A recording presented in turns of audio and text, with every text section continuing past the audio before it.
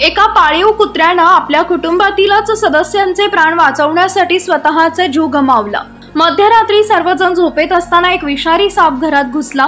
पाळीव कुत्री मिनीनं सापाला पाहता जोरजोरात भुंकायला सुरुवात केली, ज्यामुळे घरातील लोक जागे झाले। पण तोपर्यंत सापानं मिनीला अनेकदा चावलं होतं, तरीही मिनीनं सापाला जबड्यात पकडले आणि त्याला सोडलं नाही।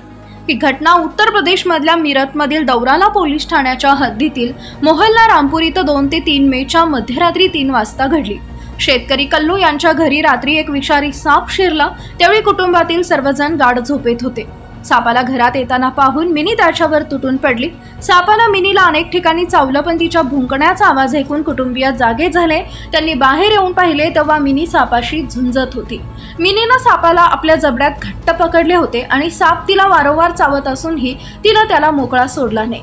काही वेळात मिनी बेशुद्ध झाली। कुटुंबियांनी लोखंडी रॉडच्या सहाय्याने सापाला पकडले, त्याला प्लास्टिकच्या डब्यात कोंडले आणि नंतर जंगलात सोडून दिले। मिनीला तातडीनं पशुवैद्यकाकडे नेण्यात आले, जिथे तिच्यावर 27 तास उपचार सुरू होते। दुर्दैवाने ती वाचू शकली नाही आणि तिचा मृत्यू झाला। त्यामुळे कल्लू यांचे कुटुंबीय अतिशय दुःखी आहे। त्यांनी सांगितले की मिनी जेव्हा घरी आली तेव्हा ती 1 महिन्याहूनही कमी वयाची होती। तिचा सांभाळ कुटुंबातील सदस्यांप्रमाणे केला गेला होता।